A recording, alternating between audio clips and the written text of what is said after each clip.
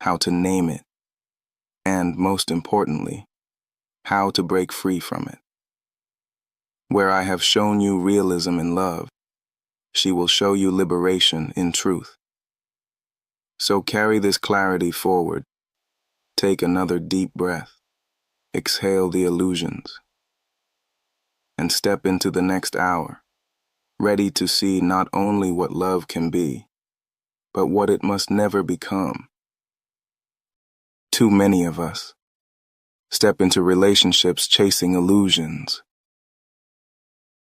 We imagine that love will erase loneliness, heal old wounds, or fix what feels broken inside. We tell ourselves stories about soulmates and destiny, about someone arriving to make us whole. But here's the truth. When you put that kind of weight on love, you set yourself up for disappointment.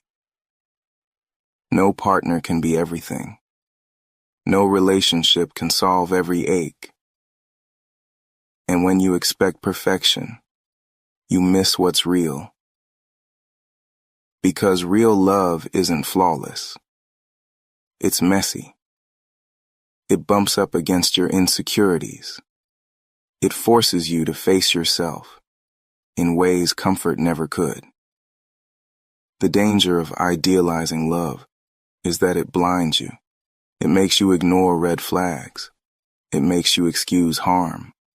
It keeps you stuck in fantasy instead of building something true.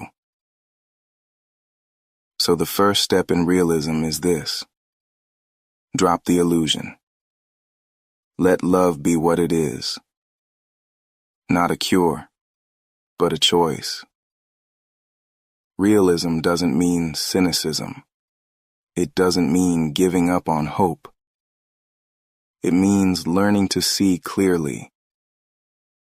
To recognize that attraction and affection don't erase the need for boundaries. To understand that chemistry doesn't replace compatibility. To accept that even the best relationships require effort, repair, and compromise. When you see love clearly, you stop asking it to be magic. You start asking it to be mutual. You stop chasing someone to complete you. You start choosing someone who can walk beside you. This shift from illusion to realism does not make love colder. It makes love stronger. Because when you let go of fantasies, you finally make room for the real thing, a bond between two imperfect people, choosing each other, day by day. Love without illusion isn't smaller, it's deeper. And that depth is where relationships stop breaking you and start growing you. Let's be honest. Most of us have seen the red flags. The cutting remark brushed off as just a joke.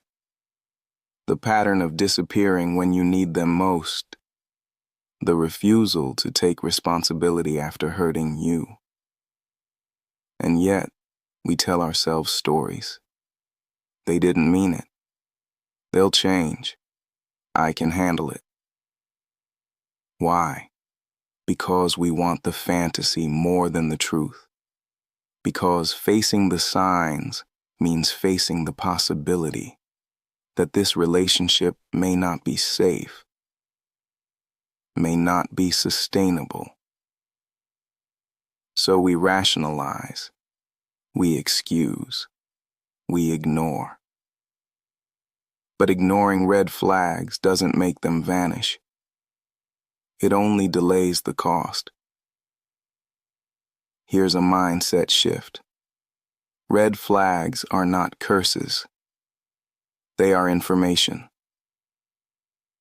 They don't always mean the relationship must end. But they do mean something needs attention. When someone raises their voice in anger, That is data. How often? How intense? Do they repair afterward? When a partner avoids accountability, that is data. Are they willing to grow? Or do they deflect and blame endlessly? Red flags tell you what you're dealing with. They invite you to ask, can I live with this? Does this align with the life I want to build? Treat them like road signs, a warning on the path ahead. You can slow down, choose another route, or decide this road isn't for you. But pretending the sign isn't there only guarantees collision. Self-respect means trusting your perception, believing what you see, not just what you wish to see. Because love without realism isn't love. It's denial.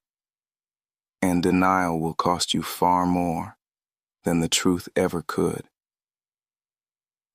Too many people believe that boundaries kill romance. They worry that saying no means rejection, that drawing a line will push someone away. So they bend, they accommodate, they abandon themselves in the name of love. But here's the truth. Love without boundaries isn't love. It's enmeshment. It's a tangle where one person shrinks so the other can stretch. Boundaries are not walls. They are guardrails. They keep the road safe. They prevent crashes. They make sure two people can move forward side by side without destroying each other in the process. When you set a boundary, you're not saying, I don't want you. You're saying, I want us to meet in a way that protects both of us. That's not distance. That's respect. Think about it. If you never rest, if you always give, if you silence your needs to keep the peace, resentment builds. And resentment is what truly kills passion, not honesty, not limits.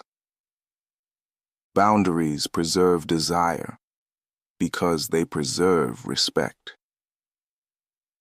When two people know where the lines are, they can relax. They can trust the space. They can risk being vulnerable without fear of being trampled. It's like tending a fire. Too much wood piled on carelessly smothers the flame. Too little air, and it suffocates.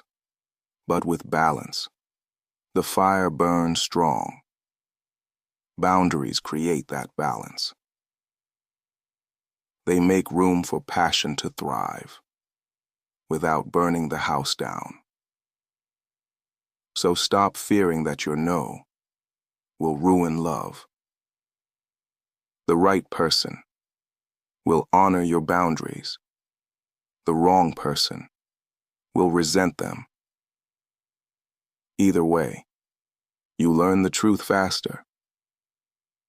And the truth, though sometimes painful, is always safer than the illusion.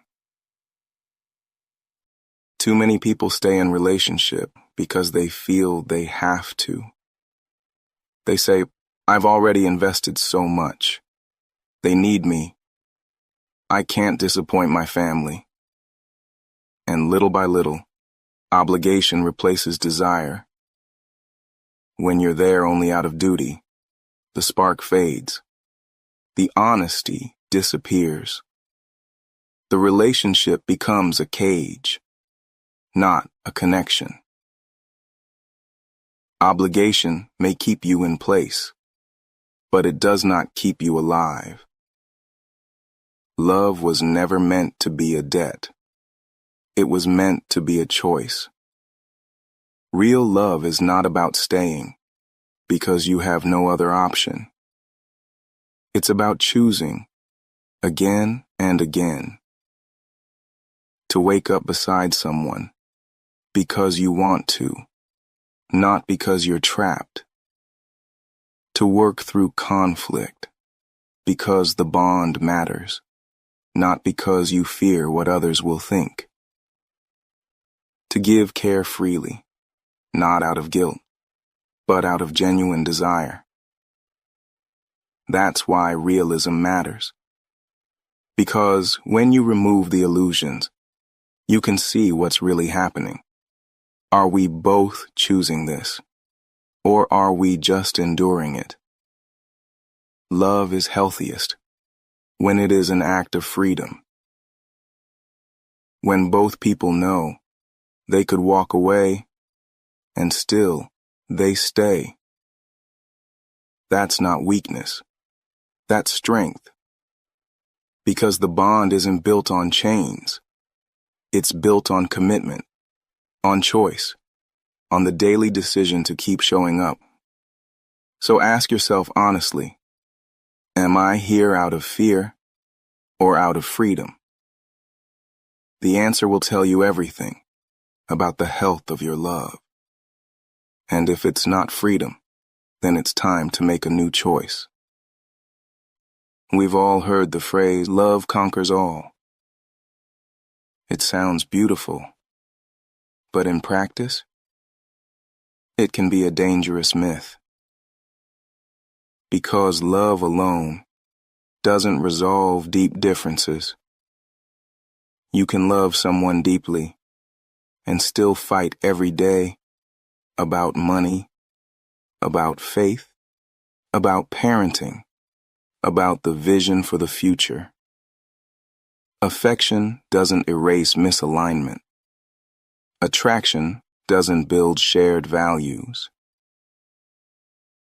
And when compatibility is missing, love often turns into exhaustion.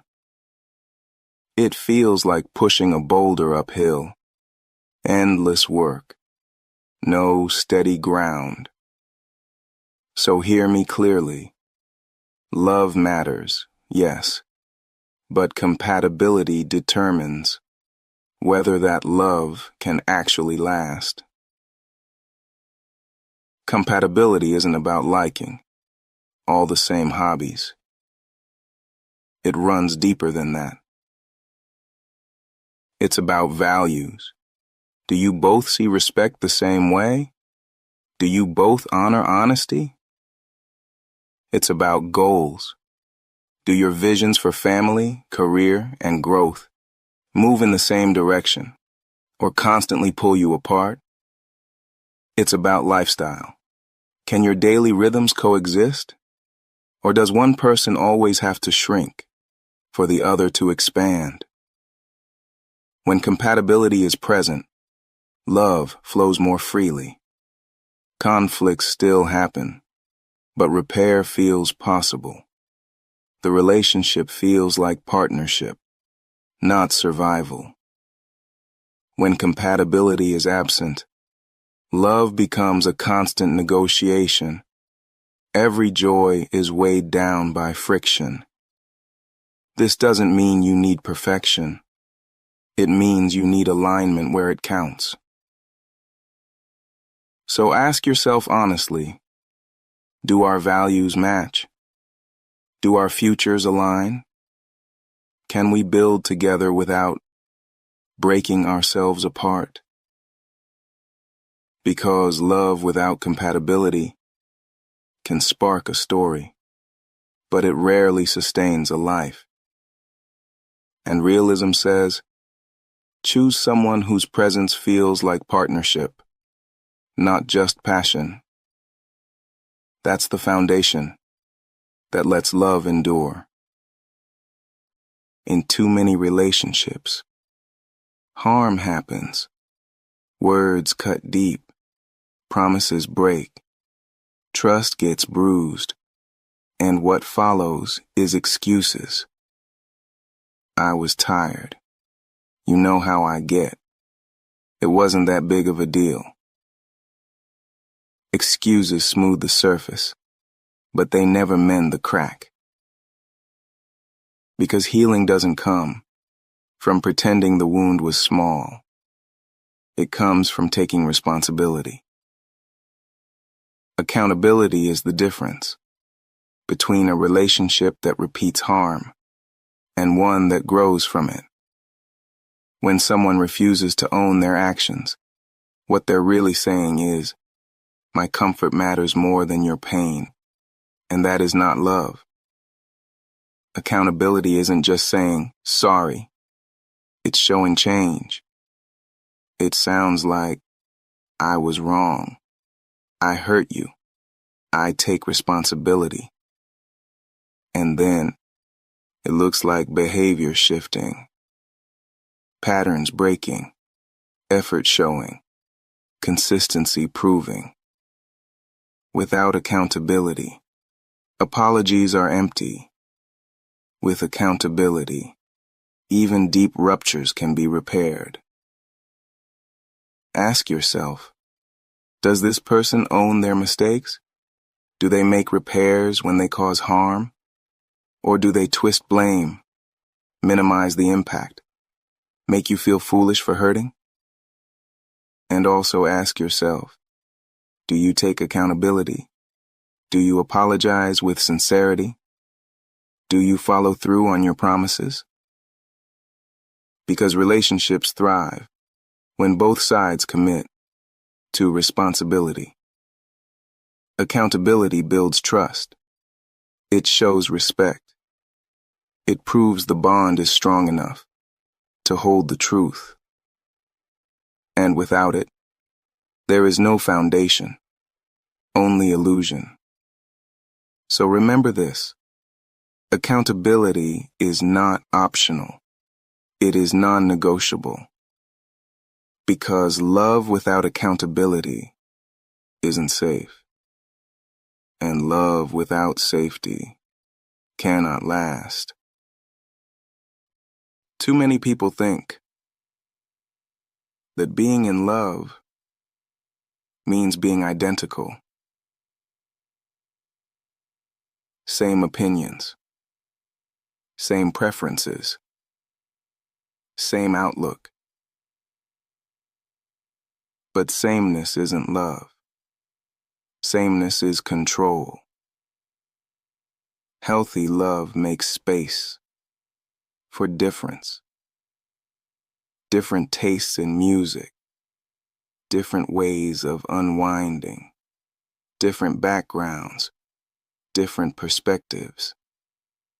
The danger comes when difference is treated like threat. When one person says, "Be more like me, or I won't feel safe," that is not love. That is fear disguised as closeness. Real love says, "I can stay myself while letting you be yourself too." Because intimacy doesn't require the erasure of individuality. It requires respect. So how do you love fully without losing yourself? It begins with self-awareness.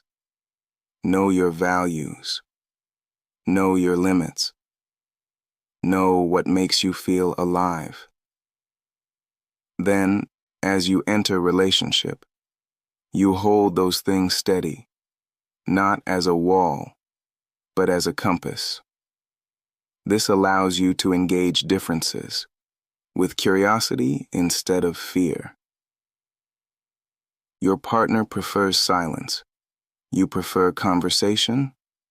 That's not a crisis. That's an invitation to balance. Your partner comes from a different culture.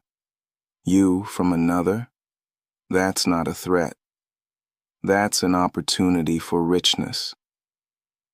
But here's the key. Respecting difference cannot mean erasing yourself. If you abandon your voice, if you constantly shrink to fit, the relationship may survive, but you won't. The strongest love is built not on sameness, but on wholeness. Two people standing fully in themselves, choosing to meet in the middle. That kind of love doesn't suffocate. It strengthens. It doesn't erase. It expands. So remember, love doesn't mean sameness. It means respect.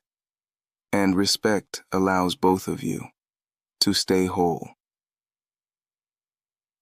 Love without honesty is like a house without air. It may stand for a while, but inside, everything suffocates.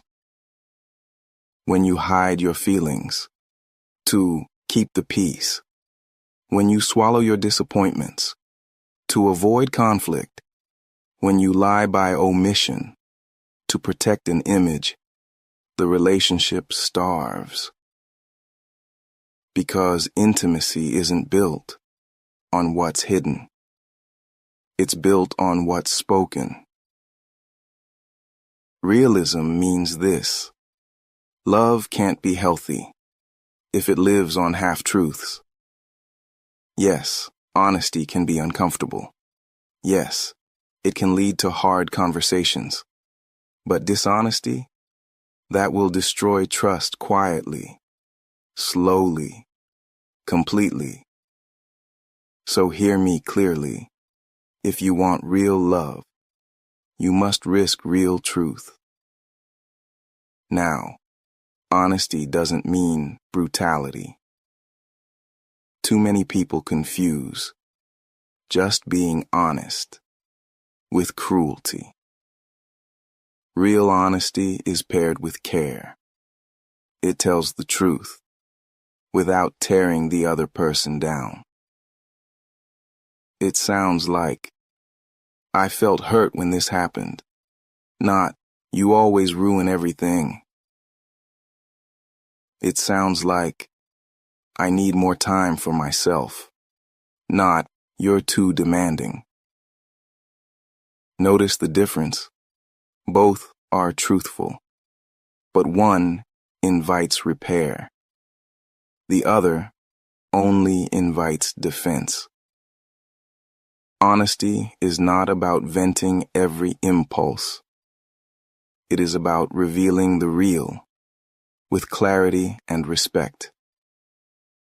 This is the realism of love, to be known as you are, and to allow the other to be known fully too.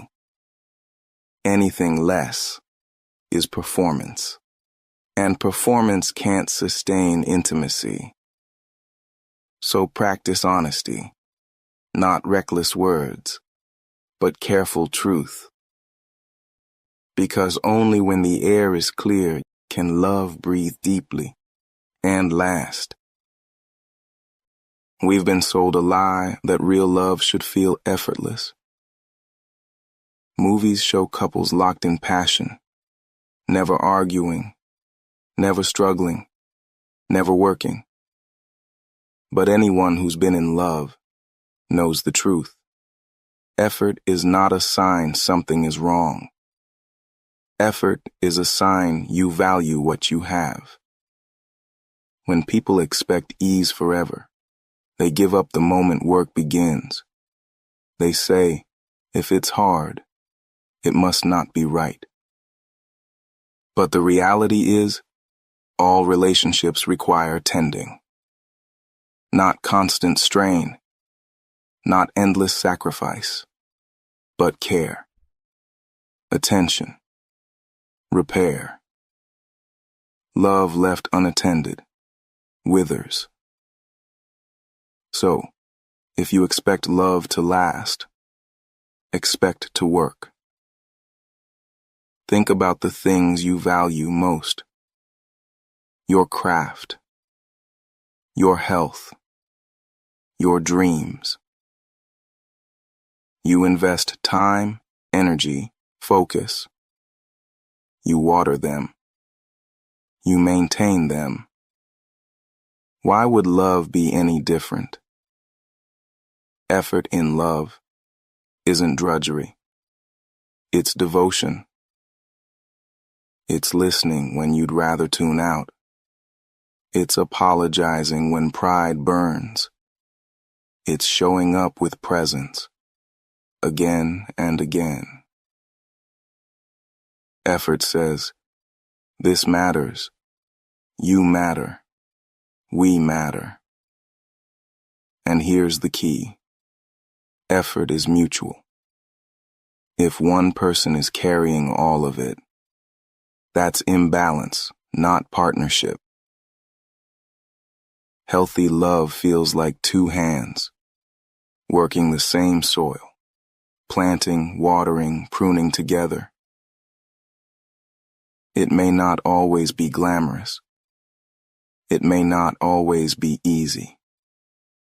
But it is what turns fleeting passion into enduring partnership. So drop the myth of effortless love. Embrace the truth of chosen effort. Because in love, effort is not a burden. It's the proof of care.